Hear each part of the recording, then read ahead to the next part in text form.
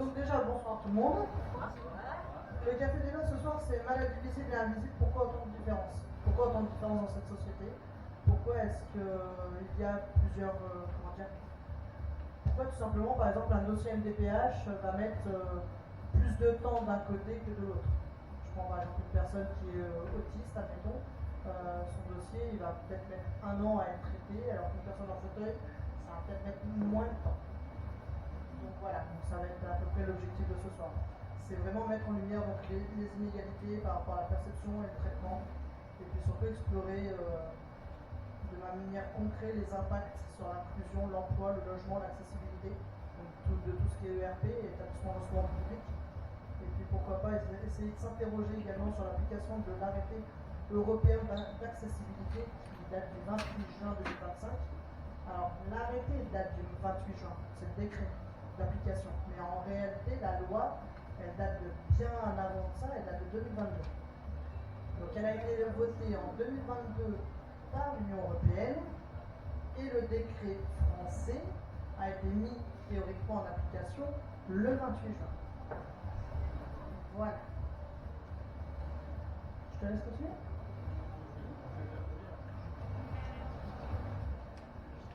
Quels avantages ou inconvénients avez-vous constaté pour les personnes avec une maladie visible?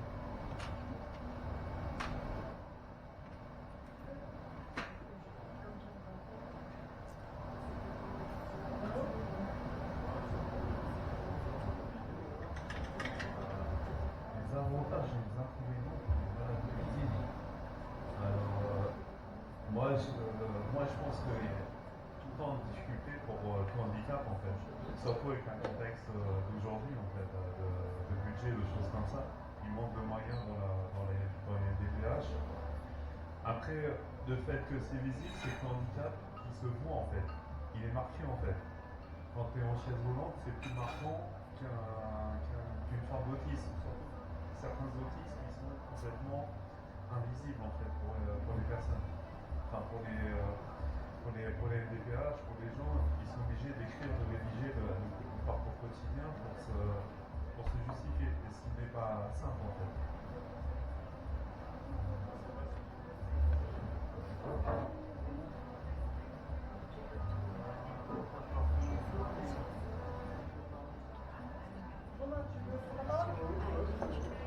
Avance un petit peu quand même. Et surtout avant la caméra. Elle est là la caméra.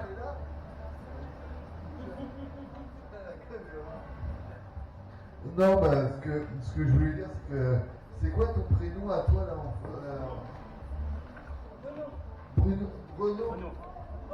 Ah, Renaud. Parce que ce que disait Renaud, effectivement, tu as tout à fait raison dans ton analyse quand tu dis que, par exemple, entre un autisme et une personne en fauteuil, il y a au niveau de la visibilité du handicap, effectivement, c'est différent. Et par exemple, je pense que, après c'est un avis perso, mais je pense qu'une personne autiste, tu vois, on va moins peut-être la discriminer à l'emploi, dans le rapport à l'emploi, parce que du coup, comme la personne, l'employeur, va peut-être pas d'abord voir tout de suite en quoi ça consiste son handicap, alors que le fauteuil, ça va être indirectement les problèmes d'accessibilité ou les stéréotypes qu'on a en lien avec le fauteuil qui vont faire que on peut être directement mis de côté, parce que l'employeur, ou même sans parler d'emploi, l'intégration de bénévoles, par exemple dans une asso, ils vont peut-être pas se dire oui mais ça c'est pas accessible, et même quand on leur dit, moi j'avais eu le cas avec la radio Alpa en disant on pourrait aménager des studios en rez-de-chaussée, oui mais on n'a pas fait la demande à la mairie, ou alors quand j'en parlais à la mairie, ils disaient oui mais Radio Alpa n'a pas fait la demande, ils essaient de trouver des subterfuges pour pas forcément que ça avance, et qu'en fonction des catégories de handicap, certains accès, que ce soit emploi, bénévolat ou autre, ça n'avance pas quoi.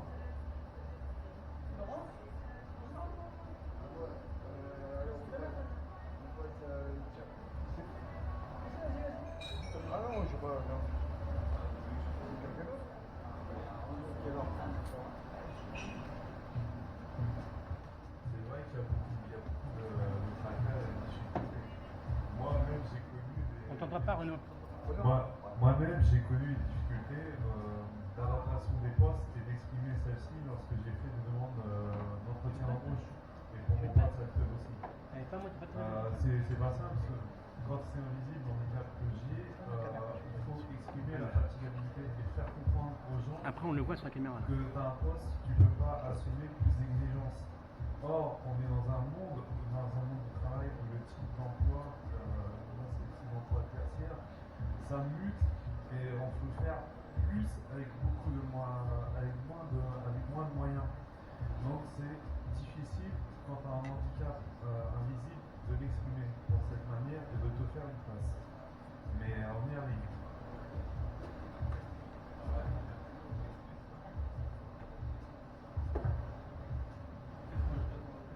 Pour rebondir directement sur ce que tu dis, je vais être encore beaucoup plus trash. Moi, la phrase fétiche qui est valide par rapport au handicap invisible, tu leur parles de handicap invisible, non, malade imaginaire, oui. Voilà. Concrètement, c'est ça. Hein. Parce que tu es handicapé, mais tu n'es pas en siège roulant, tu as tes deux bras, tes deux jambes, tu as ton cerveau, tu peux travailler. Voilà, terminé.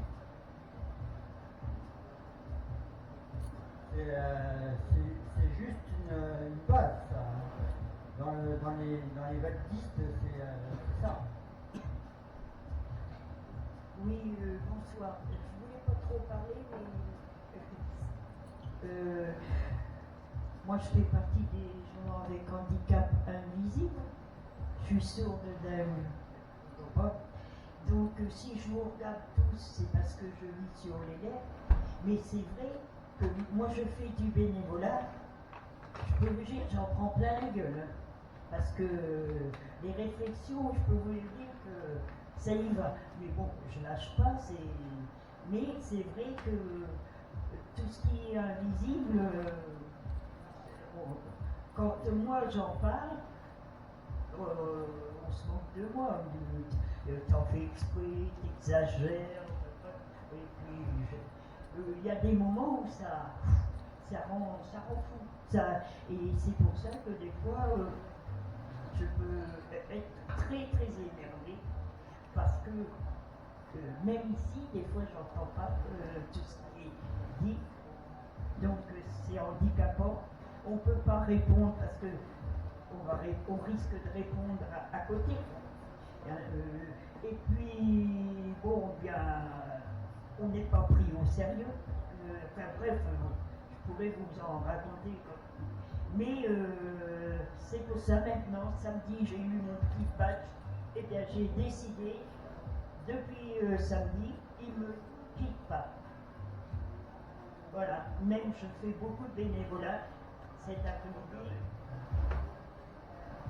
Et cet après-midi, alors ils étaient morts de rire parce que c'est mon problème. Mais il dit, tu vas pas te promener quand même tout le temps. Ah, si, je vous promets, maintenant, il va me suivre. J'espère que ça va m'aider.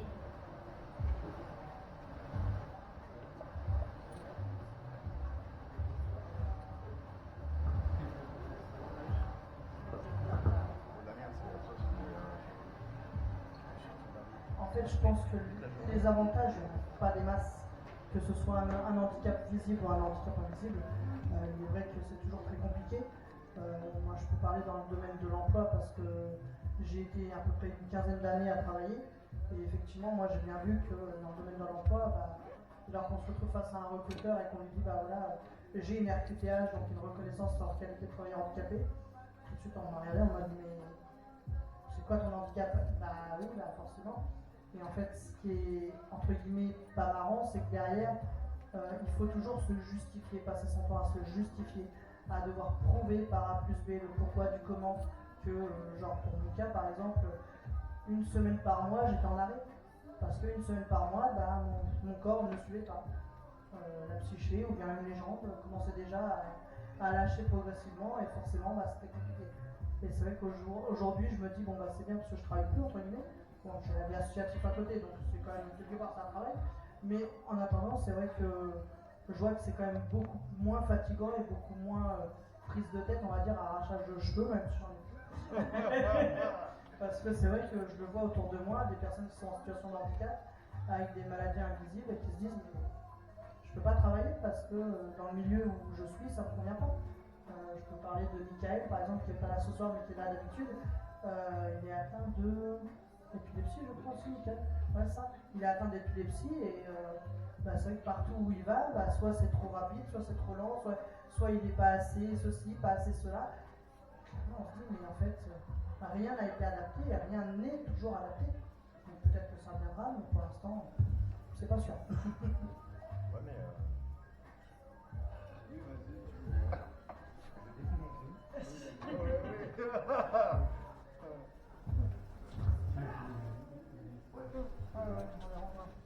Par rapport à tout ça, normalement, les entreprises, elles ne sont pas tenues d'avoir un. Voilà. Exactement. Payer l'amende. Voilà. Ok. Parce que moi, je suis dans la logistique aussi et effectivement, je vois qu'il n'y a pas. Très peu. Très peu. Mais ils préfèrent payer les amendes. Ouais, c'est ça. Et donc, c'est pour nous. Donc, aujourd'hui, il faut que ces sociétés se montent la bouche, quoi, parce que sinon, il n'y a pas d'opportunité pour vous. Son nom de bruit, quoi. Voilà. Tout ce que je veux dire. Tiens, ouais. C'est moi qui viens un petit peu de ma situation. Du coup, j'ai fait un livre en automatique. Je ne peux que les boîtes automatiques. Mon dernier emploi, qui était du coup à l'époque, c'était SNHS, c'est le PSM. C'est un technicien, il faut que j'aille dans tous les unités pour transporter des écrans, transporter ceci, cela. Et ça se faisait en voiture. Et là, du coup, le chef de service informatique, du coup, a été. Mais c'est. Voilà une solution. Ils m'ont fourni des espèces de trucs romains, là, du coup, je peux mettre mon matériel, c'est pour aller dans les unités pour. Donc, après, il y a des solutions. C'est quand on sur un chef de service pas trop chiant, il y a des solutions. À côté de ça, c'est pas forcément une maladie, mais c'est j'ai une personne qui fait 1m99, 2 mètres. Il y a toujours des problèmes pour bosser, parce que du coup, rien adapté aux personnes qui sont grandes. Et quand même, du coup, on peut peut-être adapter quelque chose de plus haut, quelque chose de haut. Non. Donc même les personnes qui ne sont pas forcément malades, mais qui ont d'autres choses, du coup, comme être grand,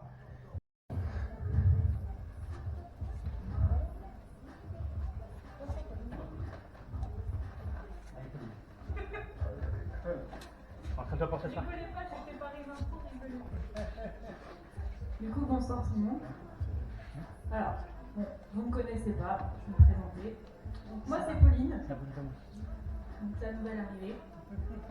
Sous ce petit bout de femme bout en train se cache un package d'handicap, mais un package.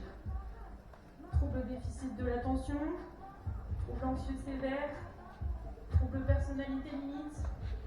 Je sais pas, c'est bon. Voilà. Donc moi j'ai eu un parcours très très compliqué de mon enfance, puisque de mes 2 ans jusqu'à mes 31 ans aujourd'hui, on ne reconnaît toujours pas mon handicap. On me dit que c'est honnêtement du cinéma, que je mens, que je fabule, que je me passe en victime aussi, pour me faire plaindre. Voilà. Donc pour résumer, j'étais... il n'y a pas si longtemps que ça, il y a quelques mois, j'étais nounou à domicile. J'ai arrêté mon travail, puisque avec mes soucis de santé, c'était trop compliqué. Donc pour en revenir à l'emploi, effectivement, quand on dit qu'on a une RQTH, on vous regarde, vous avez quoi? Moi on me le dit honnêtement, on me dit pourquoi une RQTH? Vous parlez, vous marchez, je fais mon handicap, il est là, il est là, et il est... le cœur prend aussi.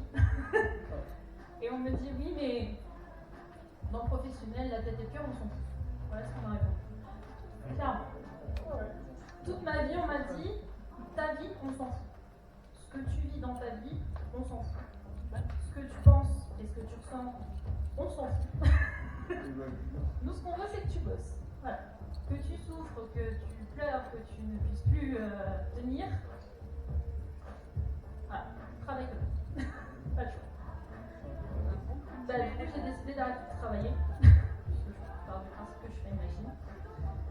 Et bon, forcément, je vais vous dire qu'est-ce qui fait que j'ai rejoint les étincelles. Parce que déjà, je pense qu'au niveau du handicap, il y a beaucoup de choses à faire. Et je parle beaucoup. Mais il y a beaucoup de choses à faire et je pense qu'il y a des voix à faire entendre. Et franchement, je pense que voilà, ça vaut le coup. C'est vraiment quelque chose à faire. Voilà. Non, ouais. Bon, ah ouais. Mais il y a surtout des voix à faire entendre, je pense. Il y a surtout des voix, des parcours à faire entendre. Parce que chaque parcours, que ce soit invisible ou visible, est important. Et chaque petit parcours fait un chemin. Et je pense que le chemin, on doit le faire tous ensemble en fait, pas chacun. Avec les prochaines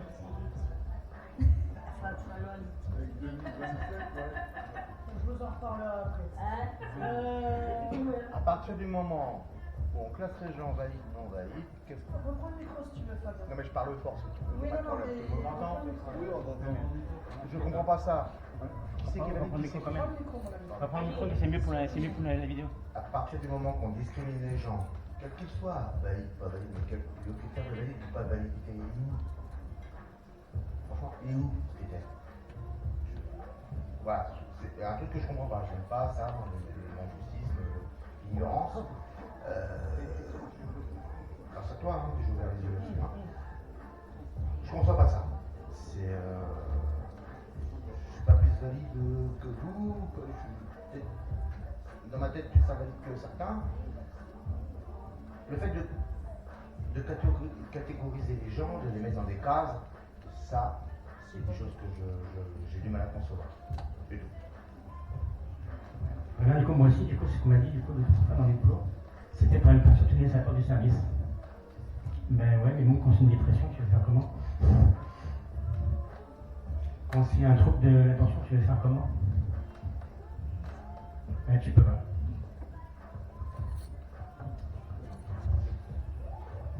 Alors, pour rebondir un peu sur ce qui a été dit aussi, un élément central de tout ce qui a été souligné, c'est la santé au travail. C'est-à-dire que quand tu commences à dire RQTH, il faut, comme disait Damien tout à l'heure, se justifier dans tout. Donc l'aide de la médecine du travail est à double tranchant. C'est-à-dire que si tu tombes sur un très bon médecin du travail qui comprend bien ta maladie, bah, tu peux te justifier et puis faire adapter ton poste, ce qui peut être très compliqué. Ça peut être très compliqué pour des maladies invisibles, comme on l'a dit. Et par contre, si tu tombes sur un médecin qui ne te comprend pas, bah, là, concrètement, la seule solution, c'est effectivement d'arrêter de travailler, comme a dit Pauline tout à l'heure. Hein, quand il n'y a aucun poste qui peut être adapté par rapport à ce que... Moi, je reviens sur ce que disait Aurélien tout à l'heure sur la conduite. Pendant une période, moi j'ai passé mon code du premier coup, j'ai été pendant une période éligible à conduire une boîte automatique. J'ai jamais pu acheter une voiture automatique. Concrètement, j'avais pas de moyens. Donc la seule façon c'était d'aller travailler. J'avais travaillé sur le moment, sur ce que je pouvais faire. Et au jour d'aujourd'hui, je suis interdiction de prendre le volant par rapport à des troubles de l'attention, de la concentration, de la vigilance et tout ça. Ce serait dangereux pour moi et pour les autres. Donc après, ce que j'ai marqué moi sur l'adaptation d'un milieu ordinaire, c'est la médecine du travail. En général, ils nous voient un an, une fois par an maximum. Voilà. Une fois par an maximum. Et la compréhension du RH, bah après, elle dépend aussi de la réceptivité ou pas du RH, parce que faut savoir ce que disait Pauline tout à l'heure, il y a dans le milieu du travail, il y a le privé et le professionnel. Et le privé ne peut pas intervenir sur le professionnel, de toute façon. Ça, c'est dans toute la théorie validiste. La théorie.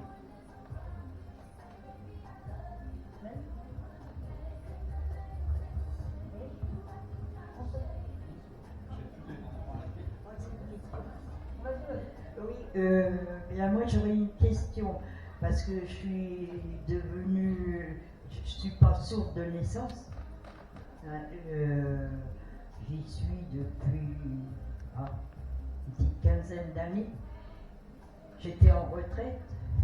Eh bien, mes droits, ben, j'en ai pas.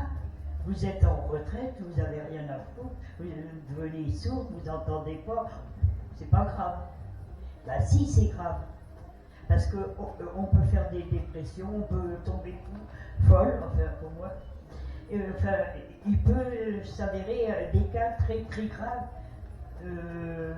Et ben non, moi je me pose la question, qu'est-ce qu'on peut faire pour les retraités qui tombent avec un handicap?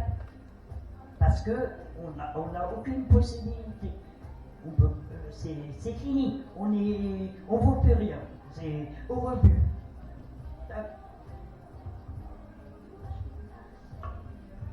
Je vais rebondir sur ce que tu dis, c'est le cas avec les Parkinson. C'est le cas avec France Parkinson, donc ils ne sont pas là ce soir, je crois qu'ils sont partis en vacances. Ils ont bien le droit, un peu. Non, je crois qu'ils ne viennent pas. Mais c'est le cas par exemple avec Franck, effectivement, de France Parkinson. C'est pareil, au départ, il était valide comme tout le monde, et du jour au lendemain, bah, la maladie a fait que, et c'est comme France Alzheimer, c'est comme tout ça. Malheureusement, c'est des maladies qui sont loin d'être reconnues entièrement, et qui, quand bien même elles sont reconnues, il y a toujours des conditions, il y a toujours des... Et peut-être que, et si demain, on ne sait jamais, à coup de baguette magique, demain tu pourrais te guérir, tu pourrais réécouter de nouveau, réentendre et tout, un miracle. Mais faut appeler Harry Potter. Hein? Faut appeler Harry Potter. Ah ouais, mais non, mais je crois que même Harry Potter, il n'est pas capable de le faire. Donc, le problème, c'est pour les aidants. J'allais y venir. La difficulté, elle est là, en fait. C'est-à-dire que aujourd'hui, je le répéterai à chaque fois parce qu'il faut vraiment que ça rentre dans la tête des gens. Aujourd'hui, en France, on est quand même 44 millions de personnes en situation de handicap. Que ce soit des maladies chroniques, que ce soit du handicap visible, invisible, ou bien même des proches et des aidants. Donc c'est juste un chiffre qui est énorme et qu'il faut prendre en compte. Ça veut dire qu'on est une majorité. Sur les 70 millions, je crois, dernièrement... Pardon ? 67 millions, voilà, qui a été dernièrement... oui, c'est ça, c'est le dernier chiffre de l'INSEE. Moi, j'étais parti à 70 millions, tu vois. Donc 67 millions, donc ça veut dire qu'on n'est plus de la majorité. Et c'est vrai qu'au jour d'aujourd'hui, la difficulté qu'on a, c'est de se faire entendre. Réussir à se faire entendre, à faire en sorte que les gens comprennent les difficultés, comprennent comment ça fonctionne. C'est vrai que la grosse majorité aujourd'hui, c'est que les maladies sont souvent invisibles. Pour une majorité, c'est invisible, effectivement. Et du coup, comment faire comprendre aux gens que, en fait, rien fait que aujourd'hui, on peut avoir une difficulté. Par exemple, une personne peut naître avec, entre guillemets, en étant normale, et puis au bout de quelques années, elle peut développer de l'épilepsie, elle peut développer tout un tas de troubles. Et ça vient de plein de facteurs.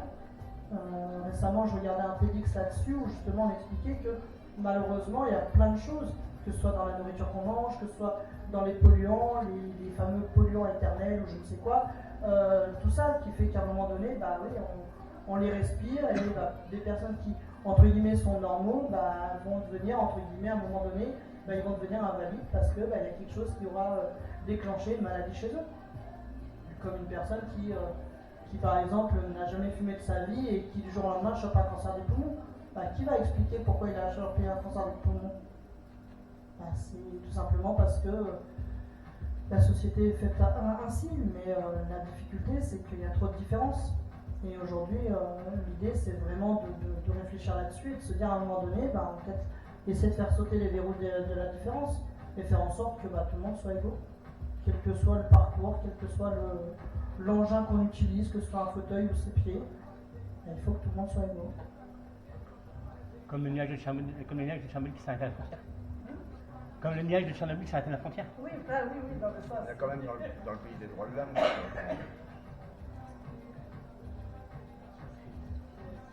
Est-ce que la visibilité facilite vraiment l'inclusion ou crée-t-elle d'autres stigmatisations?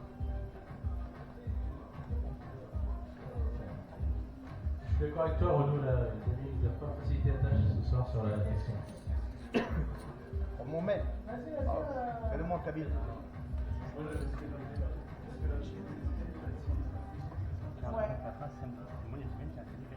La visibilité, ce que peut faciliter l'inclusion, je dirais que c'est la même réponse qu'on a répondu tout à l'heure, la différence entre visible et invisible. Je dirais que c'est pareil, il n'y a pas de marge entre la visibilité et l'invisibilité. Après, ça peut favoriser l'inclusion parce qu'il y a un marqueur, il y a quelque chose. Mais aussi la différenciation en fait. C'est-à-dire que les gens ils peuvent décider parce que c'est moins visible de mettre à l'écart. Mais moi, par exemple, dans mon cas, mes troubles de l'équilibre, quand j'allais en cours de PS au lycée ou au collège, mes camarades de classe voyaient plus son handicap comme ça. Et il y avait des éléments d'aide et d'entraide qui étaient moins marqués dans les autres cours où j'arrivais, malgré mes difficultés, à m'exprimer sur certains sujets et que j'étais reconnu par mes camarades. Mais après, pour moi, ça reste une différence très variable. Ça inclut pas nécessairement parce que tu sois visible ou invisible, tu as toujours les mêmes difficultés en fait. Voilà.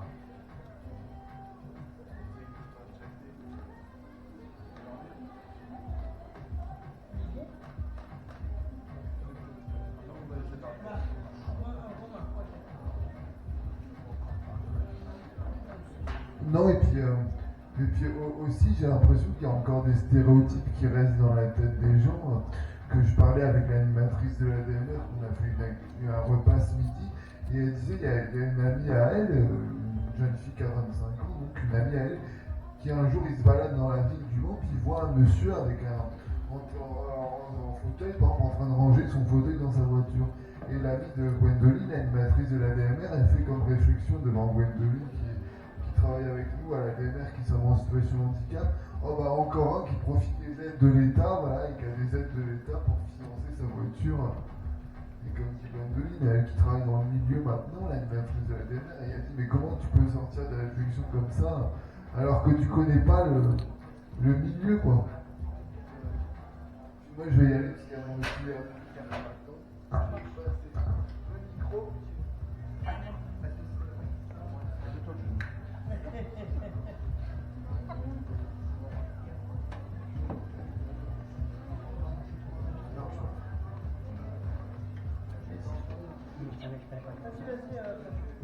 Quand on parle d'invisibilité ou de visibilité, c'est surtout le regard des autres qui reste invisible ou pas visible. C'est ça qui peut changer. C'est pas vous, c'est pas nous, c'est le regard, c'est voilà, la visibilité. Qu'est-ce qui fait qu'on puisse, au regard des autres, être visible ou invisible? Et nous, voilà.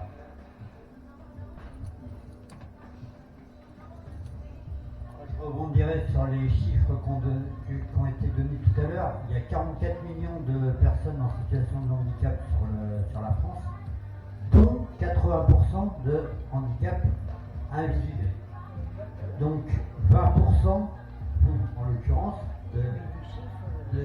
non mais attendez, parce que quand on parle handicap, dans la tête de la plupart des gens, c'est PMR. PMR, ça correspond à 20% de tous les handicaps représentés. Donc c'est ça qu'il faut changer, l'image. C'est que l'image du handicap, c'est pas que les PMR, c'est pas que les personnes qui sont visiblement handicapées. C'est la plupart des gens handicapés, la plupart des gens qui sont reconnus handicapés par la société sont dans le handicap invisible.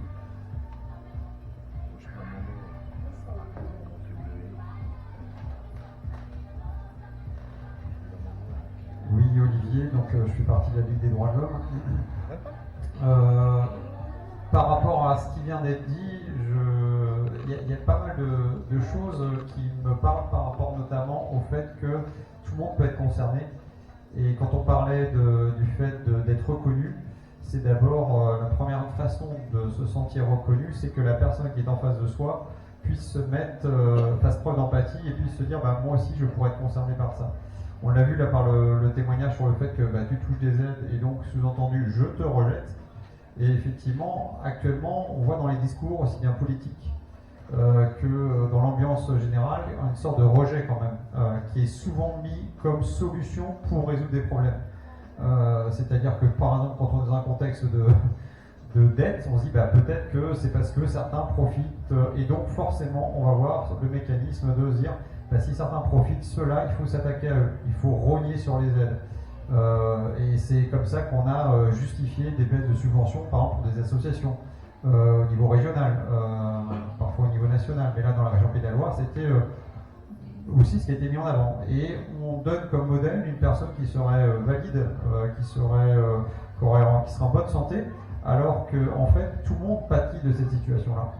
Et lorsque je parle de rejet, effectivement, c'est d'une part parce que nous, ça peut nous arriver. On parlait de la surdité. Moi, j'ai ce cas-là avec un copain qui a été gêné par ça dans son entourage et qui a du mal à se faire reconnaître. Mais il y a d'autres exemples. On parlait de l'autisme, etc.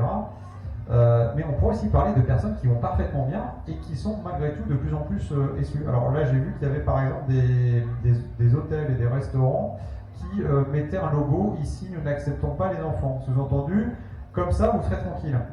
Et effectivement, s'il y a bien des personnes qui sont valides et qui pourtant n'ont pas forcément droit à la parole et n'ont pas le droit de s'exprimer, ce sont bien les enfants. Et on fonctionne comme ça sur un modèle de bah, toi, non, tu ne peux pas parler. Donc en termes de j'ai envie de dire, de prise en compte et de sensibilisation par rapport au handicap, ces convergences avec ces différents acteurs, par exemple faire parler des enfants, je pense que les enfants ils seront tout à fait sensibles parce que naturellement l'enfant, c'est éprouvé, il a une sensibilité au fait de pouvoir aider l'autre et de pouvoir lui rendre service. Donc parfois faire parler aussi des personnes à qui on n'a pas eu l'habitude de donner la parole, ça peut permettre aussi de porter d'autres, j'ai envie de dire, d'autres handicaps ou d'autres problématiques. On peut être porteur de situations de personnes. L'autre sujet sur lequel je voulais terminer, c'est sur le fait qu'effectivement, non seulement on a ces politiques de rejet, mais en plus, on favorise des situations dramatiques pour des personnes. On parlait des polluants éternels. Je parle par exemple, lorsqu'on travaille au niveau de l'amélioration de la circulation dans la ville, lorsqu'il y a moins de bruit, bah déjà c'est aussi, il y a des personnes qui ont du mal. Par exemple, moi je vois, je suis enseignant, il y a des enfants qui sont continuellement dans le bruit. Et je vois certains qui ont déjà des problèmes de surdité. Enfin, je veux dire, c'est effrayant. Il y a quand même des choses à travailler là-dessus, quoi.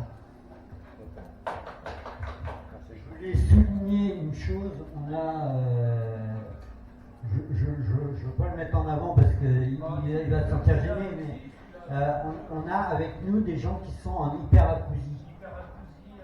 Voilà, je lui ai donné la parole parce que c'est... Oui. Rapproche-toi par contre. Christophe, rapproche-toi. Mais j'ai demandé aussi qu'on puisse baisser la musique, si c'est possible. Oui, donc en fait, je vais faire un peu de la fête, on va dire, je vais danser, puis en fait... Rapproche-toi. Hein? Ah oui. Ça c'est mieux. Rapproche bien le micro. Et donc, j'ai des acouphènes bilatéraux associés à une hyperacousie douloureuse bilatérale. Et donc, en fait, c'est mes oreilles qui supportent un niveau de bruit moins important. Donc, mes oreilles internes, elles sont abîmées, on parle des cils. C'est une détérioration de l'oreille, elle accepte des sons moins forts. Et donc, par rapport à des gens qui ont une audition normale, moi, je vais être plus gêné par des travaux. Ça fait 25 ans que je ne vais pas dans une salle de cinéma. Et en fait, c'est des vibrations particulièrement. Et ça engendre du stress, de la dépression et de l'anxiété. Et c'est toute une galère pour faire reconnaître le problème, quoi. En fait, j'ai vu que ça avait été découvert en 1938, l'hyperacousie, mais il y a par exemple eu beaucoup de cas comme moi, en fait, au moment de l'explosion AZF. Et en fait, ce qui est effarant, c'est de voir le comportement des ORL qui, à défaut d'imagerie ou je ne sais quoi, ni le problème, quoi. Ils préfèrent dire d'emblée, monsieur, vous êtes dépressif, c'est tout, et puis voilà, quoi. Et donc la relation avec les ORL, elle est compliquée. Et donc en fait, pour faire reconnaître le problème, faut passer par le retentissement psychologique, et donc passer par un psychiatre pour éventuellement, difficilement obtenir la hache. Je l'ai obtenu, mais c'est un vrai parcours du combattant. Et puis en plus de ça, on me fait ressentir que je suis un cas exceptionnel, qu'il n'y a quasiment pas de gens hyperacousiques, alors que depuis la révolution industrielle, à mon avis, le monde du bruit et tout ça, et puis même avant, de toute façon, l'hyperacousie, ça doit dater de l'Antiquité, on va dire. Et on me faisait culpabiliser en fait. Donc, et alors en fait là, j'étais à la peine de retrouver un nouveau psy. Là, j'en ai retrouvé un nouveau qui me va parfaitement et qui m'a l'air très bien et qui entre autres me dit d'aller revoir un ORL parce que ça fait longtemps que j'ai pas été en voir un par rapport à mon dossier d'AH, et puis aussi d'essayer de faire appel en fait, si vous avez des entourages, dans votre entourage des gens qui souffrent d'hyperacousie, moi je prends quoi, parce que pour partager nos douleurs, nos souffrances quoi. Voilà, quoi.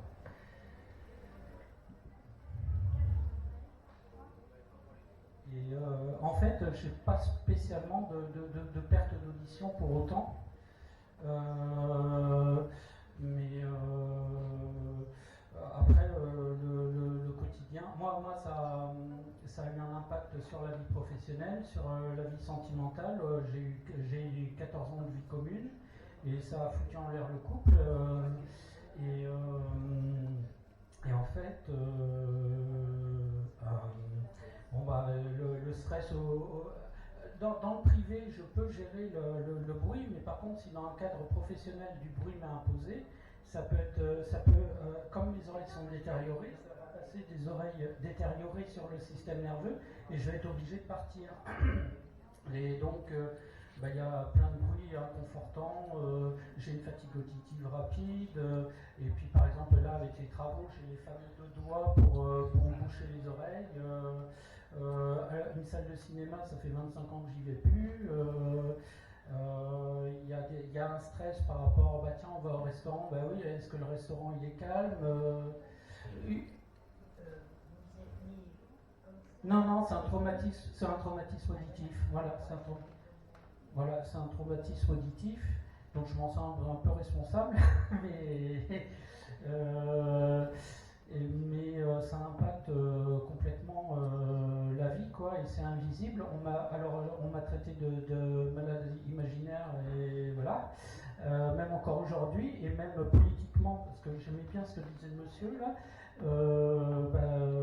Effectivement, il y a des gens qui disent la hache, là, il peut travailler, c'est parce qu'il veut pas, quoi. Donc, en ce moment, il y a un climat aussi bien institutionnel que au niveau entre les gens, qui est de plus en plus terrible vis-à-vis du handicap, quoi.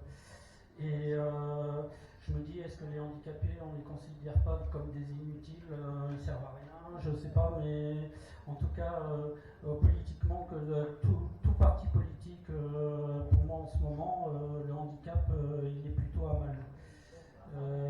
Et je pense que, alors avec Anthony, que je connais justement, l'inclusion c'est bien, parce que pour une partie des personnes, on est d'accord, alors là ça va être très bien, sauf ce qu'il y a à craindre, c'est qu'effectivement, vu le contexte de l'endettement et tout ça, on est pris entre 3 institutions, c'est-à-dire le soin, la MDPH et puis France Travail.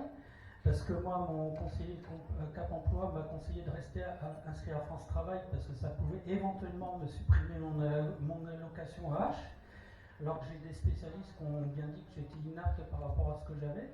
Et donc, en fait, on craint que derrière l'inclusion, qui peut, pour une part des handicaps positifs, qu'il qui est effectivement de vouloir supprimer, de ne plus verser la hache à une partie des handicaps, quoi. Ce qui sera encore une fois la majorité, puisque je répète, et je vais me asséner probablement toute la soirée, c'est 80% des handicaps qui sont invisibles. Donc c'est 20% des handicaps qui sont reconnus, visibles et qui sont voilà, facilement justifiables, quelque part.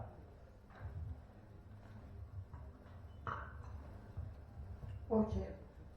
Effectivement, c'est vrai que dans cette société, de toute façon, la stigmatisation et tout ce qui est inclusion, on le voit partout et vos témoignages en font fi. Et effectivement, et même là, on parlait tout à l'heure rapidement justement de politique et des prochaines élections. Moi, je me suis fixé un but au niveau des étincelles, c'est d'aller faire le tour de chaque élu au Mans, d'amener, si vous avez des réclamations, d'amener carrément les doléances et de leur dire, voilà, vous voulez être élu, très bien, maintenant vous allez faire ce qu'on demande. Voilà, tout à fait. C'est-à-dire que là, par exemple, on va prendre un cas précis, on a une de nos adhérentes, je ne la citerai pas, qui a besoin de changer de logement, parce qu'elle est dans un logement qui est non adapté. J'ai rencontré il n'y a pas longtemps Madame Delpech, elle m'a dit, je peux m'en occuper, je peux, entre guillemets, essayer de pousser le dossier au maximum auprès de certains bailleurs. J'ai dit, très bien, je vous envoie son dossier, on verra ce que vous faites. Bon, pour l'instant, on n'a pas de suite, on verra bien. Mais l'idée, c'est ça. C'est-à-dire que là, bientôt, je vais rencontrer Madame Caramanli, je pense peut-être début septembre. Je sais. mais voilà, l'idée, c'est vraiment de faire le tour, parce qu'à un moment donné, c'est bien beau de se faire élire, mais c'est bien aussi de penser à tous les citoyens et pas que, entre guillemets, à ceux qui élisent. Parce que je veux dire, n'importe qui aujourd'hui, que ce soit une personne en fauteuil ou pas, que ce soit Laurence, que ce soit moi, que ce soit Pauline, etc., on peut tous voter. Donc on a tous le droit à la parole. Donc forcément, à un moment donné, on a le droit aussi de pouvoir vivre dans des bonnes conditions. Est-ce qu'il faut leur faire signer quelque chose à ces élus? Il faut leur faire signer parce que c'est facile de dire ça fait 30 ans que j'en entends. J'ai même dit si vous voulez que je vote pour vous, vous avez intérêt à faire ça. Il n'y avait rien d'écrit, hein. Il n'y avait que la parole. Eh ben, je l'ai eu dans le... bon, on dira pas plus. Alors donc, oui, il faudrait des pouvoirs, faire vraiment mais quelque chose de... et puis y aller. Hein.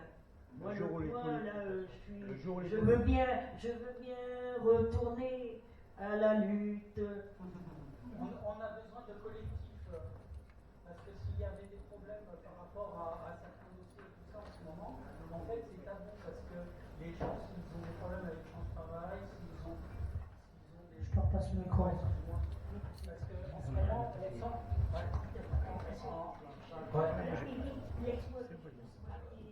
Oui. C'est moi parce que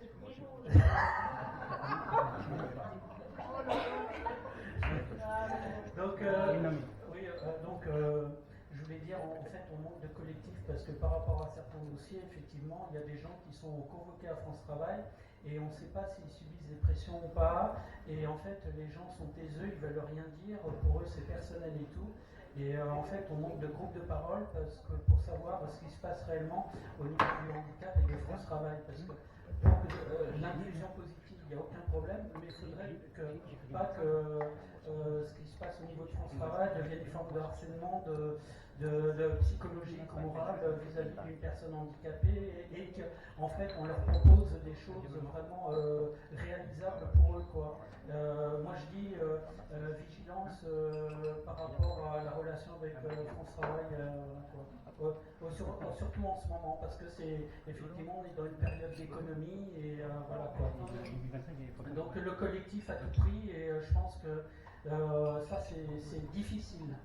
On se rend compte que c'est en ce moment par rapport au handicap et ce qui se passe avec France Travail, c'est difficile. On est là pour ça.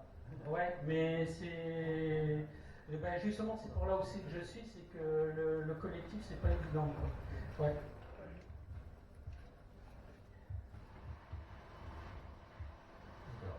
Quelle différence d'intégration pour une personne avec un handicap visible ou invisible? La preuve visuelle favorise-t-elle la compassion ou la méfiance?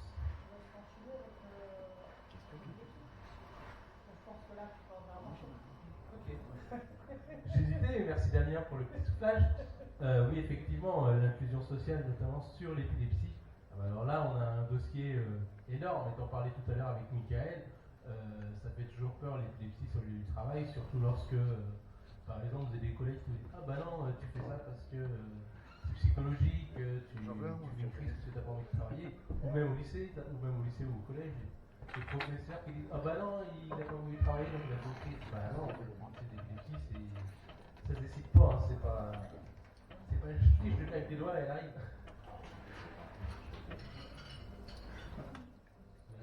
Après, effectivement, sur l'inclusion sociale, tout type de handicap, moi j'ai envie de te dire, Damien, la preuve visuelle, la compassion, elle va plus vers les handicaps visibles, notamment fauteuil roulant, mais les handicaps invisibles, type autisme, épilepsie, Parkinson, hyperacousie, tout ça, les troubles psychiques, merci JC, ceux-là, par contre, c'est plus la méfiance. Il faut toujours justifier, effectivement, merci Mélanie pour le petit soufflage. C'est vrai que la compassion, je suis même pas sûr en fait. Je pense que c'est surtout la prise en pitié. C'est vrai que je vais parler de mon cas 3 secondes. C'est vrai que quand j'étais gamin, j'avais déjà des problèmes dites justement de perte d'équilibre et tout ça. C'est vrai que quand je courais souvent ce qu'on appelle en canard. C'est-à-dire qu'en gros j'avais les pieds qui partaient dans tous les sens. Clairement en fait il n'y avait pas de compassion, c'était plus de la pitié quoi. C'était plus en mode oh mon pauvre. Alors cette phrase là je crois que tout le monde l'a entendu. Combien de fois on l'a entendu le oh mon pauvre? Non en fait je suis pas si pauvre que ça. J'ai un handicap certes mais sans plus quoi. J'arrive à lire, à compter, à écrire. J'ai cette chance que d'autres n'ont pas parce qu'ils ont des maladies qui sont beaucoup plus mentales, qui sont beaucoup plus psychiques. Et c'est vrai que la difficulté qu'on voit aujourd'hui, c'est ça, c'est que dans ce cadre-là, dans le cadre de l'inclusion sociale, ça peut être partout, que ce soit dans le sport, que ce soit... Je vois aujourd'hui, par exemple, j'ai un peu souri quand même ça à la fois. J'ai vu qu'il y avait des supermarchés et autres qui commencent tout juste à prendre la peine de se dire, bah tiens, on va mettre 1 heure par semaine, 1 heure par jour, où on va tamiser, on va couper le son et on va permettre à des personnes qui ont justement une hyperacousie ou bien des personnes autistes et compagnie. Leclerc le fait notamment, grâce, je vais la citer parce que là pour le coup elle a vraiment fait un gros boulot, grâce à une femme qui s'appelle Virginie qui est la présidente de l'association L'Handicap aux limites visage et qui a créé sur Instagram, elle a créé un logo avec plein de petits points rouges partout pour justement signifier le handicap invisible. Et elle a réussi à se faire entendre auprès de Leclerc qui a fait tout simplement, plutôt que d'avoir juste le symbole du handicap, le symbole de la femme enceinte et je ne sais plus quel symbole, et ils ont mis ce symbole-là. Voilà, c'est ça. Et maintenant, ils ont mis ce symbole-là. Et franchement, pour le coup, on peut dire bravo à Leclerc pour ça. Parce que c'est pas le cas partout, c'est pas le cas chez RTR, c'est pas le cas à Champ, etc. Et du coup, elle, son boulot, elle milite là-dessus au national, à essayer de faire reconnaître le handicap invisible, à faire en sorte que, en fait, tout le monde puisse avoir sa part du gâteau, si je puis dire. Parce que l'inclusion sociale, c'est aussi ça. Il est vrai que on le voit très bien, moi je le vois dans le domaine du sport, bizarrement depuis les JO, ça se réveille. C'est-à-dire on commence à voir certaines choses au niveau handi, j'entends bien au niveau handisport, qu'on ne voyait pas avant. Je me suis renseigné il n'y a pas longtemps, avant 2024, les licences de sport, c'était sur le handi, c'était presque 200 à 300 € à l'année. Aujourd'hui, bizarrement, c'est moitié moins cher. On se demande pourquoi. Peut-être que les JO sont passés par là, peut-être que le ministre du Sport a dit « Ah si on faisait un geste pour la culture et le sport ». Oui en fait. Parce qu'une personne qui est en fauteuil, elle a le droit aussi de pouvoir faire, je sais pas, du tennis, du badminton, du badminton. des loisirs. Après, avec le badminton, tu arrêtes s'il te plaît. Mais voilà, et c'est vrai que je pense que ça fait partie aussi de l'inclusion.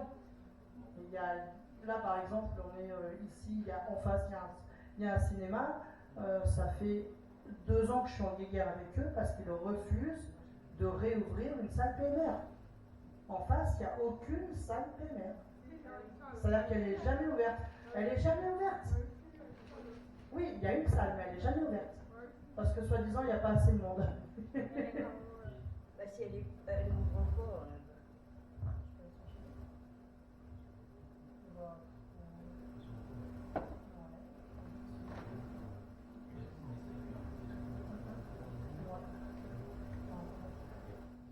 Donc sur le logement, plus de facilité pour obtenir un logement adapté selon vous. Qu'en est-il des besoins invisibles, calmes, ascenseurs ou espaces supplémentaires?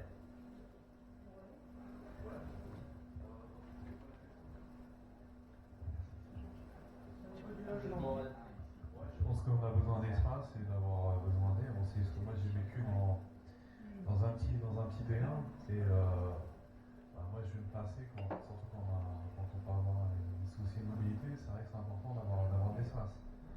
Après, moi je vis tout seul, j'ai pris un T2 à 40 mètres carrés, mais j'étais obligé de faire des concessions parce que je cherchais quelque chose de calme, de ne pas avoir de stress ou de soucis à dormir. J'ai un appart avec une mitoyenneté qui donne directement sur les autres apparts en fait. Donc c'est compliqué au niveau, surtout quand on est de l'immobilier ancien. Après, moi je pense que l'environnement, la place de l'espace est importante, de pouvoir dire comment l'appartement est organisé, achalandé en fait, acheminé. C'est important. Moi surtout, j'ai aussi vécu dans un petit P1 qui était récent et qui était bien agencé. Donc on avait quand même de l'espace malgré 20 mètres carrés. Et franchement, on se sent mieux dans ce type d'appart que dans les apparts anciens tels que je vis maintenant depuis 7 ans. Pour moi, l'espace et l'agencement est très important. Ouais.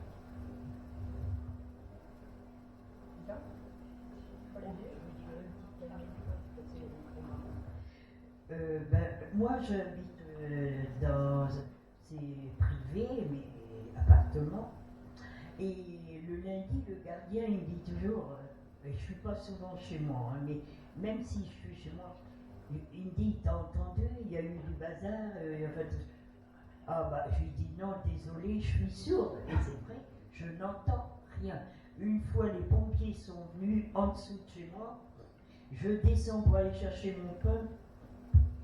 Voilà, je dis, face à un pont, je dis, il y a le feu. Ah ben non, mais ça y est, c'est fini, c'est éteint. Alors j'ai dit, on fait quoi? Parce que j'ai dit, moi, je ne vous ai pas entendu. J'entends pas, ou très peu. Enfin, et si jamais il y avait eu le feu, oh ben vous inquiétez pas, on aurait été tapé à votre porte. Je suis sceptique. Sceptique.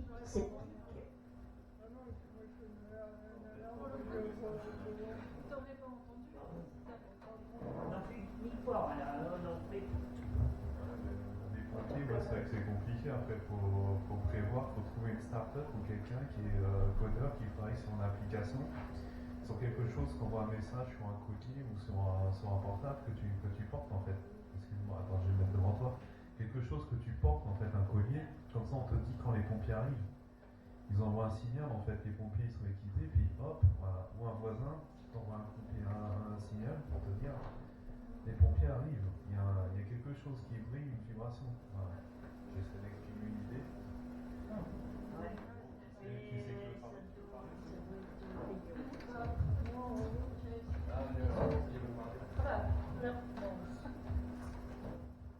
Moi, je connaissais une copine qui était sourde, complètement sourde, mais qui est complètement sourde, donc moi, je lui ai conseillé de mettre un gros voyant sur un gros voyant dans son appartement pour qu'elle voie que ça s'alarme pour pas qu'un voyant, disons, comme ça, un éclair dans son appartement, et comme ça, moi, par rapport à la sonnerie, par rapport à sa sonnette de l'appartement, dès qu'elle sonne, dès que quelqu'un sonne chez elle, on voit, on voit une lumière. Et que comme ça qu'il faut faire quand on est sourd. Après, il faut voir ça par rapport à l'égreffe, les tempêtes, par rapport à ça. Parce qu'après, je sais pas comment ça se passe pour les sourds. Mais bon, il y a sûrement des bonnes techniques pour les sourds. Il faudrait regarder chez les sourds comment ils font eux, pour leur appartement par rapport à la sécurité. Il faut comment ils font.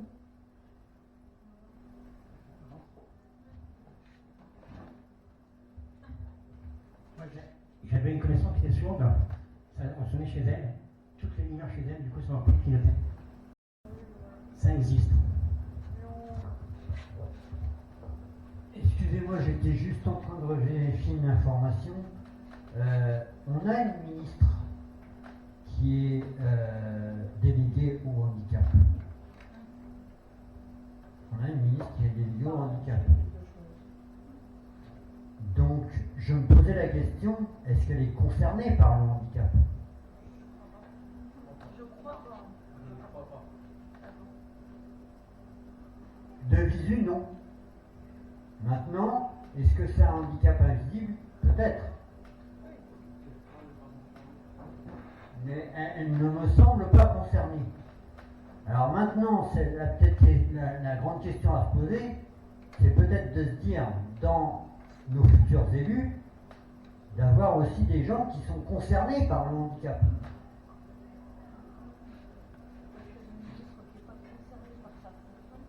Non. Mais il y a eu des ministres concernés par le handicap qui ont pris la fonction de ministre délégué au handicap. Maintenant, au jour d'aujourd'hui, on en est là. C'était juste pour dire que c'est pas le. On a plein de ministres qui sont élus à un poste alors qu'ils y connaissent rien ou ne sont pas concernés par ce poste. Ça n'a pas de sens, il faudrait changer ça, mais voilà.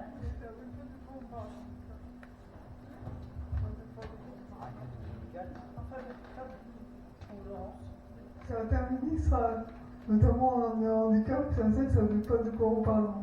C'est quoi RQTH, c'est quoi tout ça, tous les mots que tu sais rien du tout. Donc, c'est hallucinant. On leur fait débarquer, ministre du jour au lendemain, je sais pas pourquoi, on ne connaissait rien, ça fait marrer.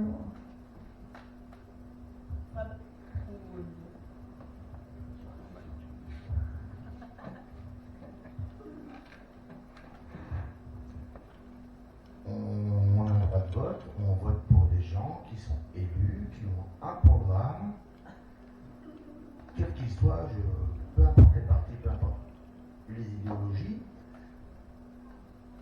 Mais à l'heure d'aujourd'hui, est-ce que vous connaissez un seul de toutes ces personnes-là qui tiennent leurs promesses, quelles qu'elles soient? Pas toutes. Voilà. Donc, et on appelle ça des élus.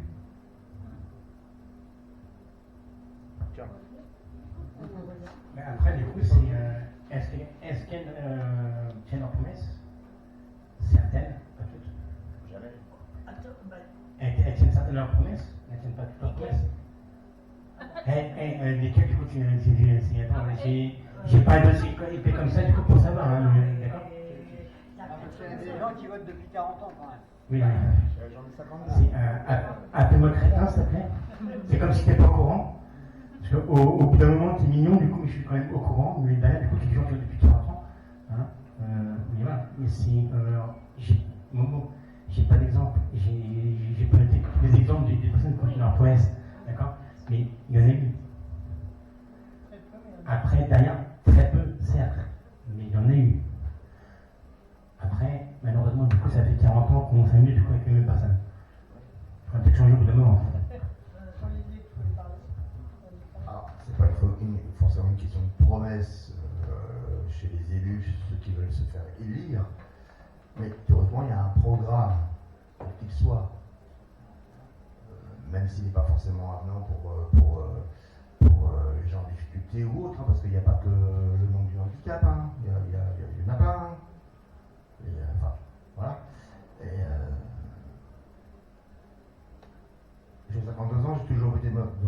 ça fait 8 ans que je vote plus, parce qu'ils m'ont tous déçu, quoi.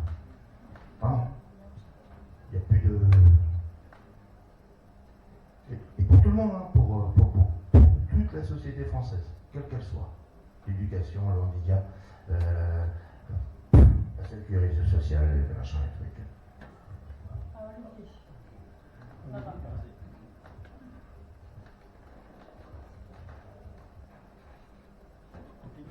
Oui, c'est compliqué de rebondir après ça. C'est juste que, comment dirais-je, lorsqu'il y a un projet, un programme, il y a le programme et puis il y a les moyens pour les mettre en œuvre.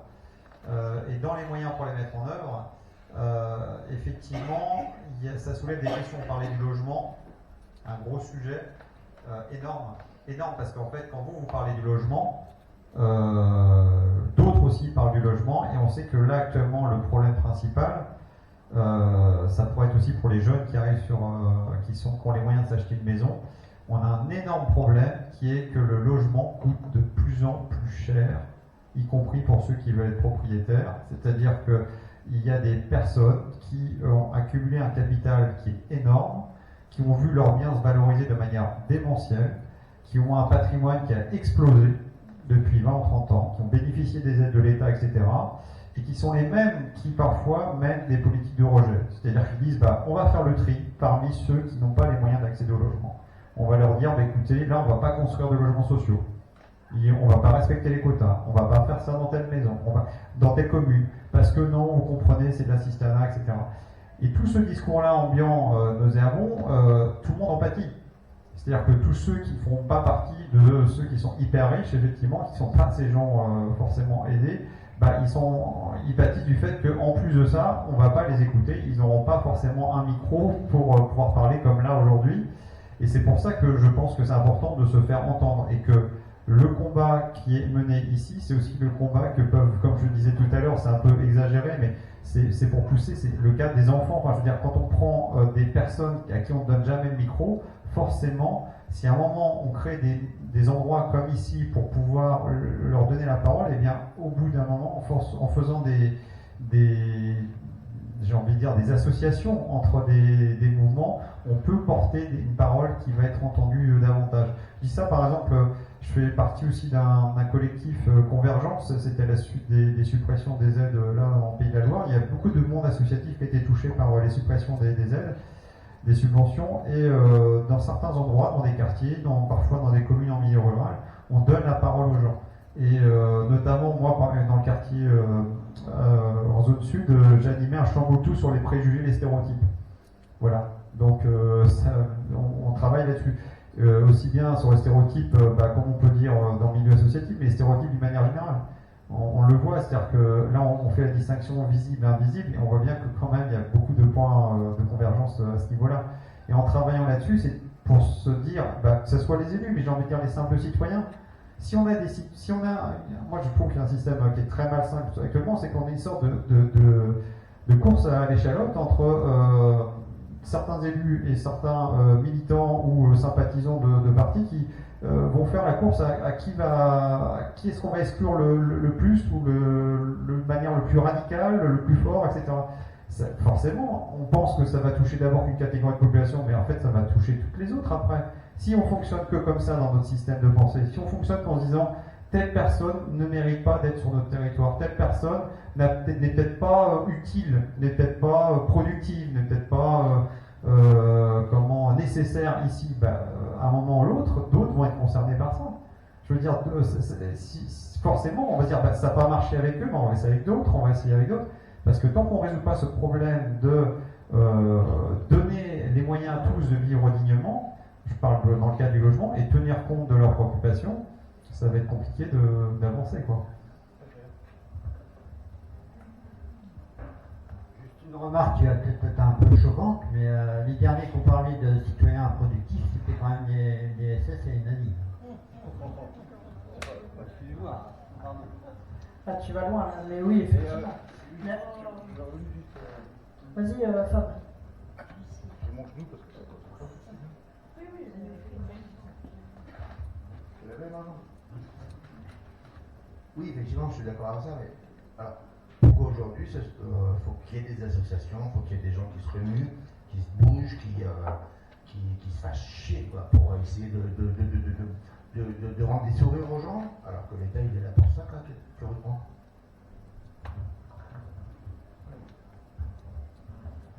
Ok. Bon. Oui, non, mais ça, oui. Exactement. Tout à fait. Voilà. C'est la monnaie qui dirige le monde, c'est la monnaie qui dirige la terre. Oui, je sais, Mabo. Mais je t'ai pas trouvé le grand blond. Il y a un truc aussi aujourd'hui qui fait partie de l'inclusion sociale, c'est l'accessibilité. L'accessibilité aux établissements publics. Rien contre un. Par exemple, on a eu l'expérience samedi. On a eu l'expérience samedi où effectivement avec l'association on est parti à la Bernerie, donc on a pris le TER. Heureusement que j'avais prévu qu'il y ait des accompagnatrices et accompagnateurs avec Fabien et Sandra et puis Anne-Marie. Parce que effectivement, on se dit bah c'est bien, le TER c'est cool, c'est presque la hauteur du quai. Ben non, en fait, c'est pas presque la hauteur du quai. Il y a toujours une crevasse entre les deux. Le trait entre les deux, le problème c'est que une roue comme ça, par exemple, ça peut rester coincé. Et comment on fait quand c'est comme ça? On attend que quelqu'un vienne nous déloger, voire même si le train est un petit peu con, il va forcer pour fermer les portes. Bon, en règle générale, ils ne peuvent pas, il y a quand même une sécurité un minimum. Mais bon, et heureusement que là, pour le coup, j'avais du monde avec moi pour pouvoir justement être derrière et me dire « Attends, ne bouge pas » et hop, entre guillemets, on surélevait le fauteuil pour que je puisse passer. Et c'est vrai que ça, l'accessibilité, on le voit au Mans, il y a énormément d'établissements, que ce soit aussi bien des bars, que ce soit des magasins, que ce soit... Il y a plein malheureusement, d'établissements recevant du public qui ne sont pas adaptés. Le pire, c'était sur le retour, hein. T'as vu comment c'était? Oui, tout à fait. Sur le retour, oui, c'était un peu... C'était assez chaotique, Tu aurais voulu effectivement. faire un pipi? Oui, non, mais ça, c'est pareil. Dans les trains, de toute façon, on le reconnaît. Beaucoup l'ont fait. Je crois même que la PF, d'ailleurs, a fait un truc par rapport à ça. Je te passe la parole après, Laurence, si tu veux. Mais oui, effectivement, que ce soit les TER ou bien même les trains en partance de Paris, etc. Alors, ok, c'est bien, les mecs qui mettent des rampes, ils te disent, à la rigueur, on pose la rampe, tu peux rentrer. Oui, mais derrière, tu ne peux pas accéder aux toilettes, tu ne peux pas accéder éventuellement au wagon-bar, donc tu peux rien faire. Tu restes à ta place comme une plante verte. Voilà, et tu bouges pas. Et t'attends que ça se passe. Et tu fais chier les gens qui rentrent. Éventuellement, ouais, mais ça, à la rigueur, c'est pas grave, ça crée de la discussion et ça crée du lien. Donc ça, à la rigueur, moi, ça me va quand c'est comme ça. Aussi, hein. Mais c'est vrai, hein, moi, régulièrement, je fais le tour du Mans, le tour des rues. D'ailleurs, j'en ai fait il n'y a pas longtemps avec toi, Aurélien. Et je me suis amusé, en fait, je prends des flyers, hop, je ramène. Vous savez qu'il y a un arrêté concernant l'accessibilité. Ah non, j'étais même pas au courant. Il n'y a pas un article dans notre code qui dit nul n'est censé ignorer la loi. Je pose juste ça là. Parce qu'à un moment donné, il ne faut pas nous prendre pour des pigeons, il ne faut pas nous prendre pour des cons. Il y a des accessibilités qui doivent être faites, c'est obligatoire. Là, par exemple, ce week-end, on était à plein champ. Plusieurs fois, j'ai rigolé. Parce que, ok, ils mettent des toilettes accessibles, mais pourquoi ils mettent une ridicule marche? Ils ne peuvent pas juste rehausser la pente correctement pour qu'on arrive juste simplement. Non, il y a une marche. En fait, partout où ils mettent des rampes, ils ne réfléchissent pas à se dire peut-être qu'on va baisser un peu le truc, comme ça va faire en sorte que ce soit vraiment d'équerre. Non, on laisse une marche. Toujours une marche d'écart, un truc qui pourtant ne sert strictement à rien. Comme la fête de la musique. Oui, totalement, oui, bien sûr. Ça, oui. Mais c'est pas logique.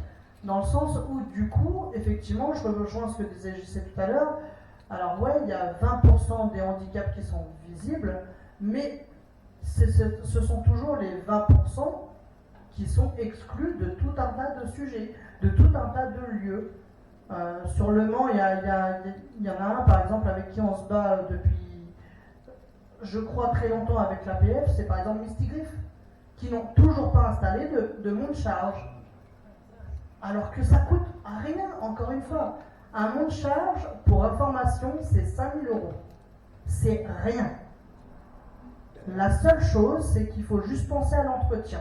C'est ça qui, tous les ans, coûte plus cher. C'est sûr. Mais en même temps, si on faisait comme dans d'autres pays, par exemple, je prends un exemple qui me fascine, c'est la Norvège. En Norvège, tous les établissements recevant du public sont accessibles. Ils ont des étages à un mot de charge. Et ils sont même en train, d'après ce que j'ai lu il n'y a pas si longtemps, ils sont en train de réfléchir pour ajouter, comme c'est la mode, un QR code pour permettre à toute personne invalide juste de scanner pour permettre que le monte charge s'ouvre à eux.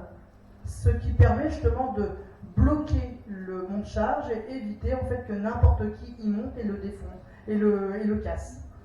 Et là je me dis, mais pourquoi en France on a 20 ans de retard? Et encore, je dis 20 ans. Je suis très gentil, je pense. T'es généreux. T'es le gentil garçon, là. C'est vraiment gentil sur le retard en accessibilité, parce que quand tu vois la majorité des établissements qui peuvent recevoir du public n'ont pas soit de rampe d'accès, soit d'ascenseur. Moi je pense à vous, surtout à toi avec ton fauteuil roulant, parce que quand je vois que moi à mon boulot, l'ascenseur il en panne, on va dire 10 mois et demi sur 12 à peu près, et que je passe mon temps à les ascensoristes et que rien ne se passe. Et que là c'est encore pire avec la chaleur. Ah bah il marche pas aujourd'hui l'ascenseur. Bah écoute, tu vas appeler l'ascensoriste. Ouais, bah il n'est pas de place. Donc non, c'est phénoménal, c'est partout, même dans les lieux de vacances, c'est pas comme ça.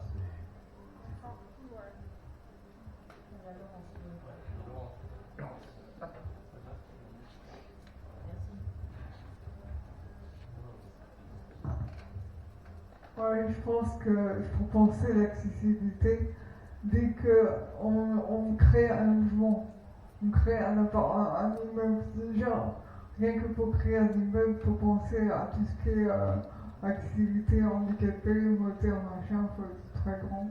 Parce que si les architectes n'ont pas été formés, ça ne sert à rien. Que du sérieux d'architectes. S'ils n'ont pas été formés, à quoi ça leur sert de leur donner des références qui n'ont pas été formés par rapport. Déjà, leur formation c'est optionnel déjà, moi on m'a dit ça. C'est hallucinant, optionnel. Donc tu vas ou pas? Si tu as envie d'y aller, tu vas, sinon tu vas pas. Donc à quoi ça sert? Donc nous, handicapés, montés, on est foutus, on n'en peut pas. Donc il faut penser dès la création des logements, des appartements, sinon ça sert à rien. Et pareil pour les trains, moi j'ai pris beaucoup de trains, pour faire également Paris, beaucoup pour mes études, et ben c'était une vraie galère. J'étais encore en fauteuil manuel comme toi, c'était une grosse galère. En fauteuil manuel, il fallait prévenir 48 heures pour prendre un train. Youpi, ouais, 48 heures. Donc si tu veux prendre un train, si tu veux voir un copain à Paris, dans 2 jours, c'est mort, tu ne peux pas. Ou dans un veille, donc faut penser 48 heures. Faut tout prévoir 48 heures avant de prendre le train. Et encore dans le train, tu peux pas le faire, donc c'est génial. Donc moi en fait, mon astuce, c'est que j'allais pas boire, c'est que je ne boivais rien du tout avant de partir. Je boivais qu'en rentrant chez moi. Comme ça, on t'as pas besoin de besoin. Et hop, si tu retiens, tu vas pas aux toilettes, tu bois rien. Et ouais, quand tu pisses chez toi, c'est comme ça, c'est que le système des. Faut qu'il soit accompagné par des valides. Sinon, si tu es tout seul, moi, t'es coincé. Tout seul en fauteuil, t'es coincé. En fauteuil, c'est même pas un peu d'essayer. À Paris, c'est l'horreur. Les trains, pas de train, pas de rien. Il n'y a rien qui est accessible en fauteuil. À Paris, c'est une catastrophe. Faut pas habiter à Paris quand t'es en fauteuil. Ou en petite voiture. Mais bon, ça, la voiture, elle coûte trop cher. Une ligne, métro 14, elle vient d'être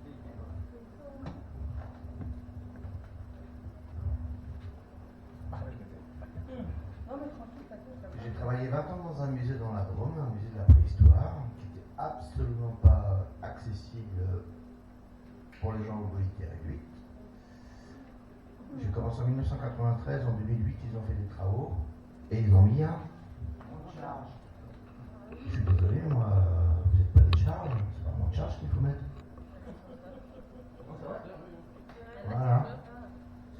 ascenseur. Pourquoi monte charge?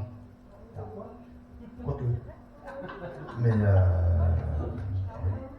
que le terme. Hein?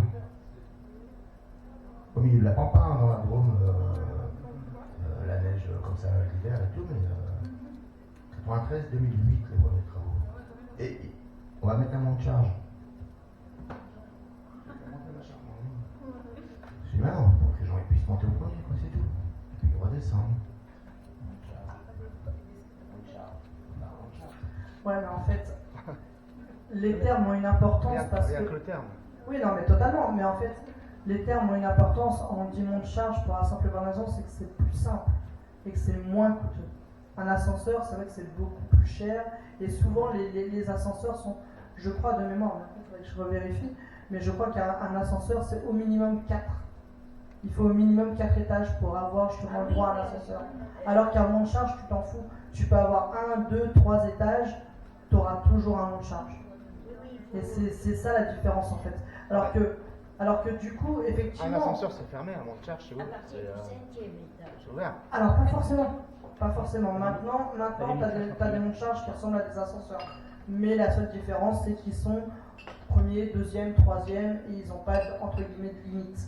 Mais voilà, ça après c'est juste une question entre guillemets, je ne sais même pas si on peut dire juridique, mais je pense que c'est plus une question financière. Mais après, c'est vrai qu'il y a un truc aussi, je recherchais tout à l'heure parce que je n'avais pas ajouté dans les fiches. Normalement, dans les entreprises, dans les établissements recevant du public, il y a ce qu'on appelle un RSE.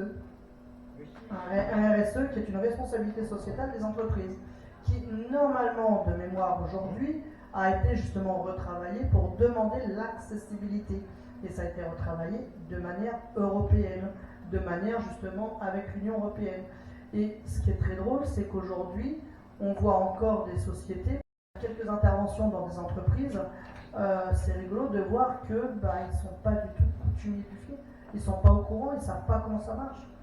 Pour eux, en fait, c'est en mode, si je prends des personnes en situation de handicap, ça va ralentir ma machine, ça va ralentir mon travail, ma production, le ceci, le cela, le rendement, comme tu dis, effectivement, je sais, mais sauf qu'en fait, ils ne savent pas qu'une personne en situation de handicap, ça se trouve, elle peut être beaucoup plus efficace qu'une personne valide, beaucoup plus motivée, totalement. Et effectivement, il y a des choses sur lesquelles il va falloir, à un moment donné, juste qu'on essaye tous ensemble, que ce soit toutes les associations, les entreprises qui le désirent, tout simplement essayer de travailler et puis essayer de faire bouger les lignes. Et c'est l'objectif de toute façon des cafés débats depuis mars qu'on en fait, c'est vraiment de pouvoir en parler, de pouvoir dire les choses et se dire ok, maintenant on a vu tout ça, on a parlé de tout ça, maintenant qu'est-ce qu'on en sort? Est-ce qu'on est capable de tous se donner la main et de se dire allez hop, on fait front commun? Et on y va, parce que ils sont bien beaux eux là-haut dans leur tour d'ivoire, mais ils connaissent rien, ils voient rien, et donc forcément derrière... Je ne l'ai pas fait exprès, tu remarqueras, je n'ai pas fait exprès, le jeu de mots était pas mal, j'avoue. Tour d'ivoire, ils voient rien, oui effectivement, bref.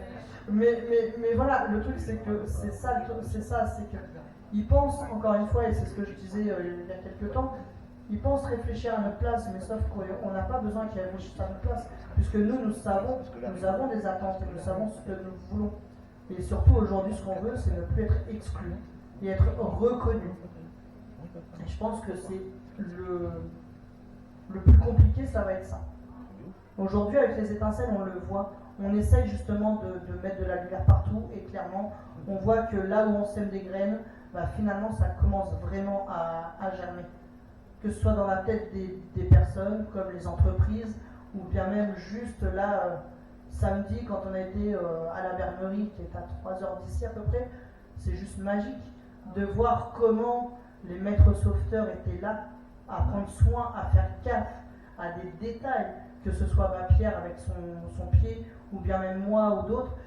Et c'est là où on se dit, oui, c'est ça en fait, il faut semer cette graine. Une fois qu'on l'aura semée, il n'y aura plus qu'à l'entretenir et à faire en sorte qu'au fur et à mesure, ça fasse d'autres graines et que tout le monde puisse se dire, oui, effectivement, il faut avancer. On peut vivre ensemble, tout à fait. Et trouver Des grands bons aux yeux bleus. Est-ce que vous avez vu Pamela la dernière? Ah non. Pamela Anderson. Tiens, C'était tu peux Damien, tu peux me permettre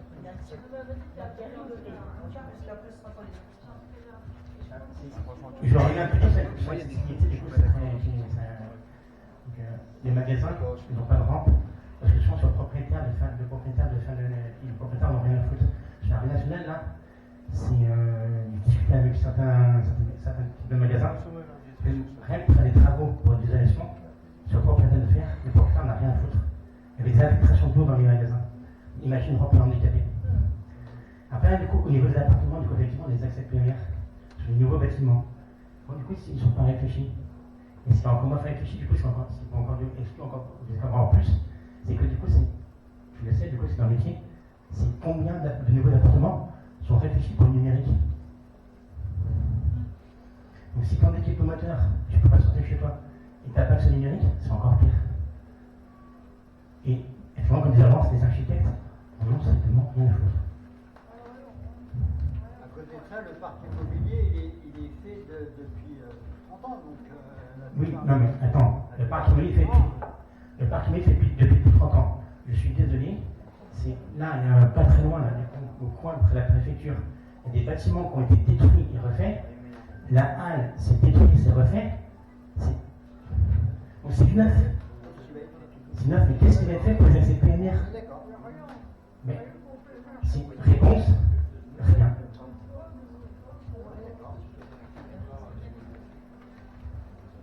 Je voulais juste faire un petit parenthèse parce que je trouve qu'on parle, on n'est pas concerné là, mais on parle des personnes en situation de handicap, mais je pense qu'on ne parle pas assez des aidants. On ne parle pas des gens qui aident les personnes qui sont en situation de handicap.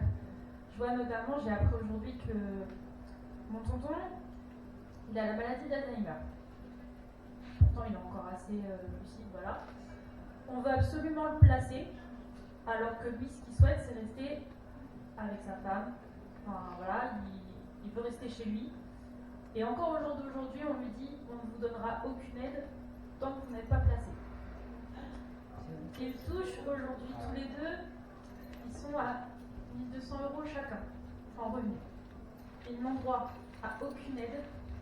Ma tata n'a droit à aucune aide en tant qu'aidante parce qu'elle refuse de placer son mari dans.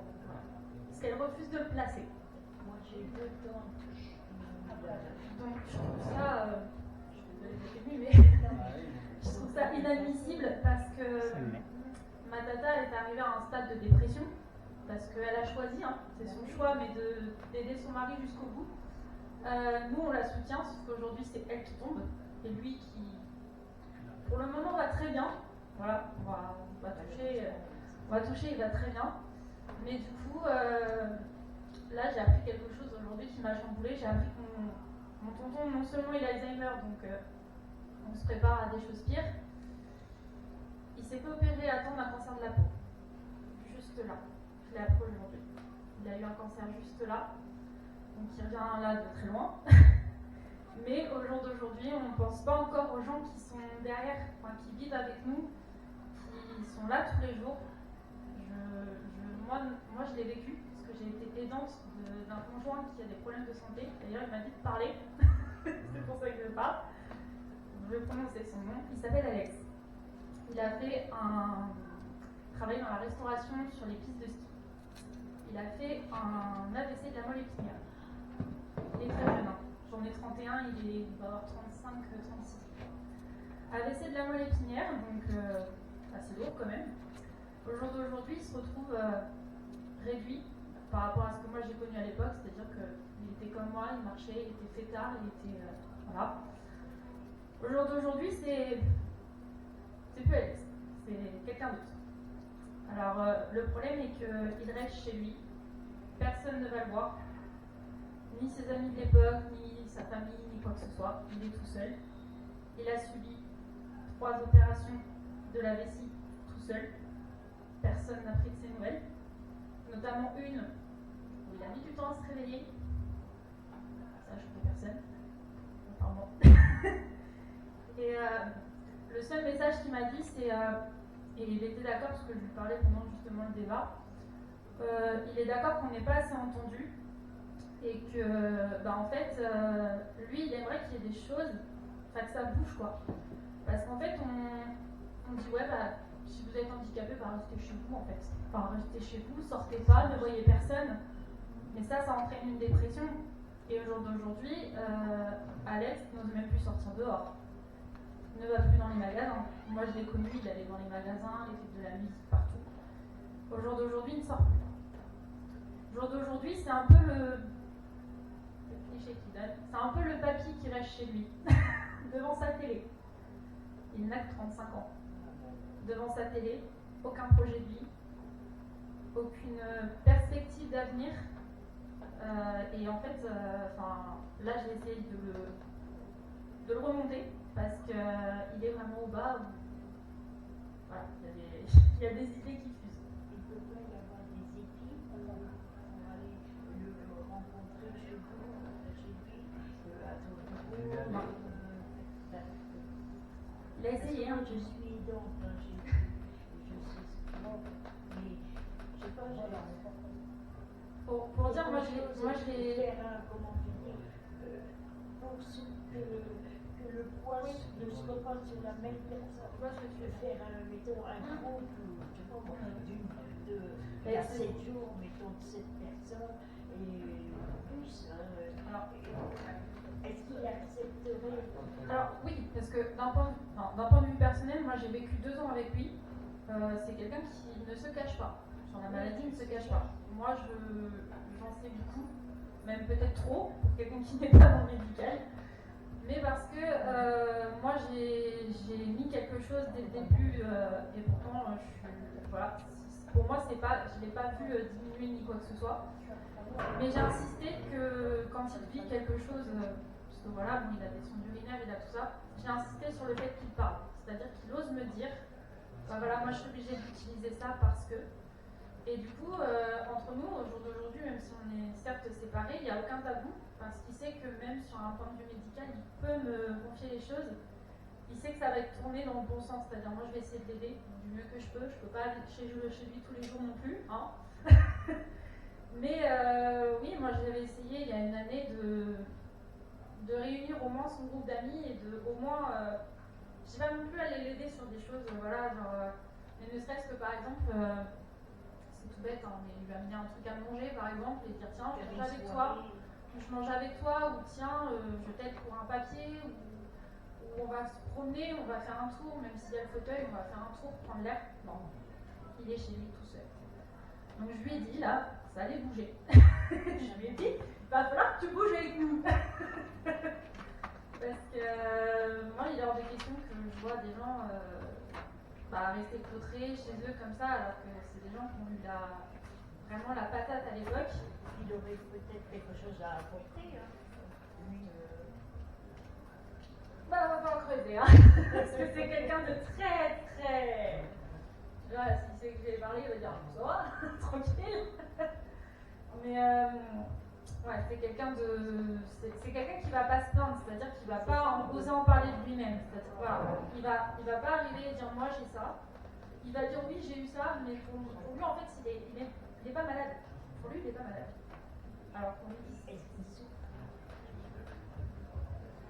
Alors je dirais point de vue douleur oui, parce que comme je dis, moi, je me confie beaucoup de choses, donc point de vue douleur, il y a certaines personnes à qui va dire non, je vais très bien, je ne souffre pas, je sens rien. Non. J'ai une maman qui a 45 ans de métier en tant qu'aide-soignante, donc quand on lui dit ça va, non. Non. Et le problème, c'est que là, on lui dit il y a des signes physiques qui montrent que tu vas pas bien, genre une prise. Alors là, notamment avec les canicules, il y a une perte de poids importante. Il a perdu 5 kilos. Il est aussi fin, alors j'ai plus le prénom, que le monsieur devant. Il a perdu déjà 5 kilos. Là, je vous avoue, dans la semaine, j'ai prévu d'aller voir l'État. Parce que 5 kilos en moins sur je veux quand même aller voir l'État. Mais voilà. Pourtant, je l'ai connu. Alors, ça, avec déjà cet AVC-là, il l'avait déjà eu quand je l'ai connu. Mais moi, je l'ai connu, comme je vous ai dit, comme nous là, c'est-à-dire bon vivant, qui aime bien rire, échanger. Le jour d'aujourd'hui, c'est un mur. n'y a plus de sentiments, il n'y a plus d'émotions, il n'y a plus rien. Même un film n'a aucune réaction. Enfin, il est dénué de Il n'a aucune envie, ou même s'il a envie, mais il n'ose pas demander. Voilà, il n'ose pas en fait demander. Il a des envies, il veut des choses, mais il n'ose pas demander parce que en fait, c'est le seul, et notamment à l'époque, j'ai insisté déjà là-dessus, ses amis le charriaient un petit peu là-dessus. Parce que il se fatiguait assez vite, donc il fallait pas rentrer tard. Il ne pouvait pas boire trop d'alcool parce que voilà, faut faire attention. Et c'est quelqu'un qui des fois pouvait dire oui pour sortir et puis le lendemain dire bah non, j'ai pas envie de sortir. Voilà. Sauf qu'il ne comprenait pas ça. Il disait oui, mais c'est ce qu'il veut, être tout seul. Non, c'est pas ce qu'il veut. Ce qu'il veut, c'est qu'on s'assoie et qu'on écoute ce qui va pas. C'est pas pareil. Sauf que le problème de communication, ils l'ont tous pas compris, sauf moi. Donc, du coup, c'est moi le faire-valoir qui a tout pris pour les autres. C'est-à-dire que c'est moi pendant 2 ans qui, en plus d'être en relation, a dû tout écouter, s'informer pour le coup, pour comprendre les choses et l'aider. Je pense que je l'ai aidé quand même parce que sinon il ne serait plus là aujourd'hui. Mais là, au jour d'aujourd'hui, je me dis, je peux faire de plus, je ne suis pas dans le musical, qu'est-ce que je peux faire de plus à part être là. Mais j'ai l'impression que je suis inutile. Parce que en fait, c'est pas à moi de le faire. Mais je me dis, c'est pas à moi de le faire, ce sera des gens vraiment compétents dans ce métier-là, de dire voilà, on reconnaît et on vous comprend. Je pense que c'est ça en fait qu'il a besoin, c'est d'entendre on te comprend. Ça, il l'a pas. Voilà.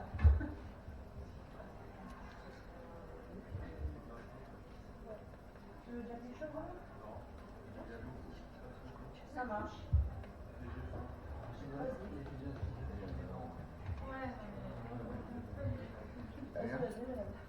Alors, moi j'ai 3 trucs à dire. Je vais commencer par rebondir par rapport à ce que vous disiez. Moi-même, je suis aidante. Autour de moi, j'ai pas mal de gens qui sont aidants, mais ce que tu parles m'a fait rebondir d'une amie. En fait, elle a eu la problématique un peu inverse. Vivant seule, 3 enfants, donc 2 handicapés, et le petit dernier de...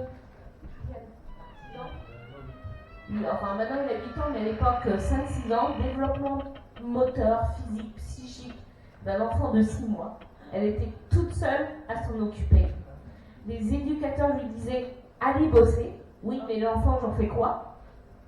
Là, il a 8 ans, il me porte toujours des couches, il ne parle pas, et en plus il est épileptique. Elle a eu de la MDPH une employée pouvait, en fait, il y avait une place en structure. Et les structures lui ont répondu, il est trop handicapé pour nous. Et là, on se dit, il y a un souci. Elle est toute seule, elle s'en occupe H24, et vous êtes professionnel et vous n'en voulez pas. Et donc derrière, ça a été à peu près 1 an de bataille pour enfin avoir une place.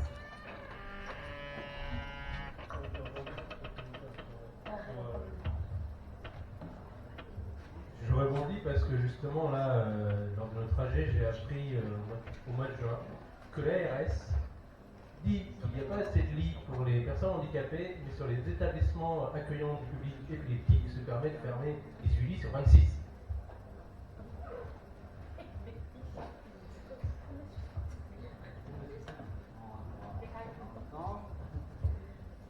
Pour revenir du coup sur la question par rapport aux accessibilités des lieux, ce qu'il y a aussi, c'est même si on veut aller, une personne PMR veut aller dans un lieu, il y a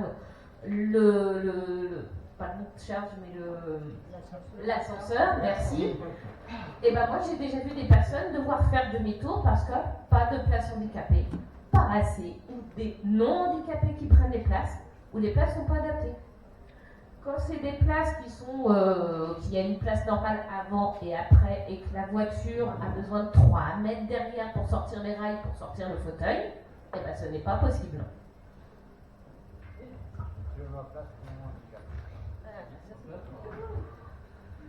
Tout à fait, je sais. De toute façon, ça c'est un truc qu'on est en train de préparer justement et qui sera peut-être accessible à partir de septembre, mais il faut que j'arrive à avoir les moyens pour. L'idée, ça va être justement de distribuer à toute association qui désire des stickers que l'on pourra littéralement coller sur les pare-brises des voitures qui se garent, sur les places PMR, donc sur les places qui ne leur sont pas autorisées. Et ça sera tout simplement, ça sera tout simplement des stickers qui, en plus de ça, ne seront pas retirables. Donc comme ça, au moins, je pense que je pense qu'à un moment donné, quand tu vas devoir changer ton pare-brise 3 fois parce que tu peux pas retirer le sticker, bah, ça va peut-être t'éviter de te garer sur une place PMR qui ne t'est pas autorisée. Exactement. Parce que l'amende en tant que telle, voilà. À un moment donné, 135, là, ça va quoi. Donc voilà. Tout à fait. Mais justement, nous, on est en train de travailler avec eux par rapport à ça. Et l'idée, c'est qu'en Sarthe, justement, on puisse se réunir toutes les assos qui le souhaitent et qu'on puisse avoir justement chacun nos stickers avec des phrases coup de poing et avec des logos qui peuvent interpeller. Et je pense que ça, c'est quelque chose qui va marcher. Et je pense que même la mairie du Mans va nous suivre sur ce projet. Parce que là, clairement, ça va être un projet qui va vite faire le tour et vite calmer certains. Nous, on l'a vu encore il n'y a pas longtemps, où effectivement, tu vas dans la zone d'Auchan, tu as des places, elles sont toutes prises, tu fais le tour, tu regardes, tu fais, c'est marrant, il y a 3 cartes PMR sur les 10 places à peu près. Tu te dis ouais, donc bon.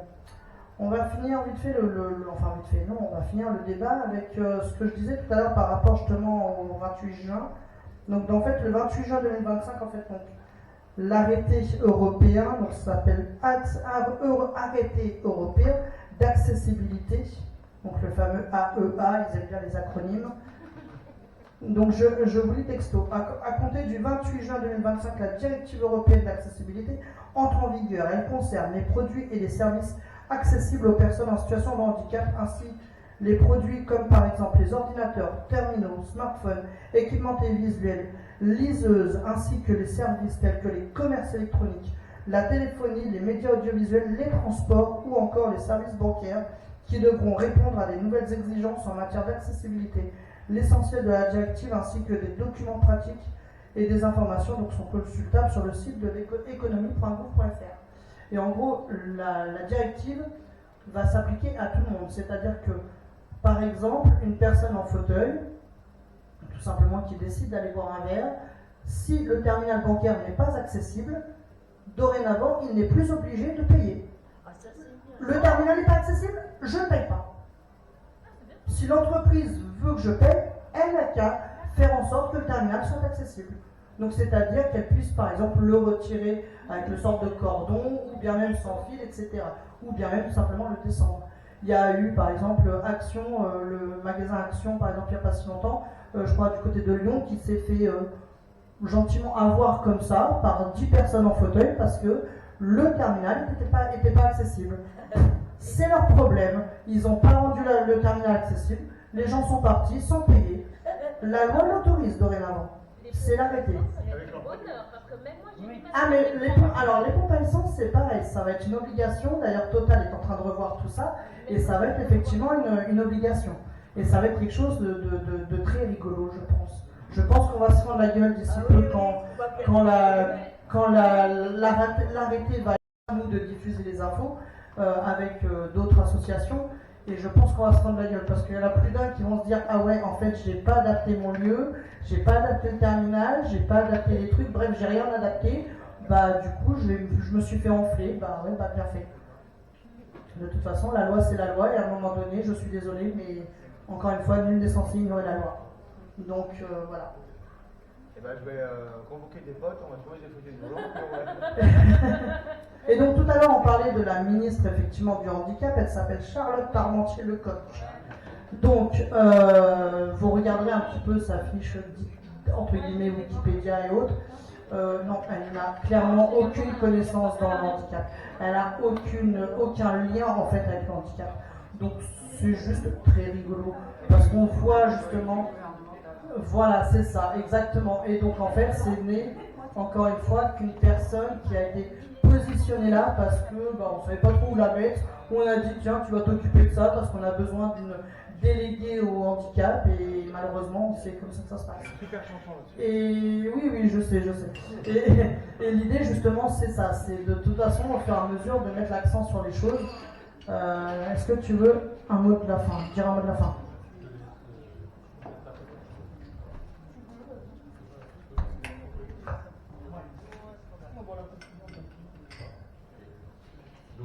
ce qu'on envisageait avec Damien, c'est de sensibiliser le public et les institutions, une meilleure formation des employeurs ou des bailleurs, une création de collectifs d'usagers pour suivre l'application de l'arrêté européen. Et comme disait Damien, en conclusion, en fait, on aimerait peut-être proposer un groupe de suivi ou une suite à ce débat. Je pense, honnêtement, Damien, quand je relis ta conclusion, je pense qu'il faut qu'on fasse les deux.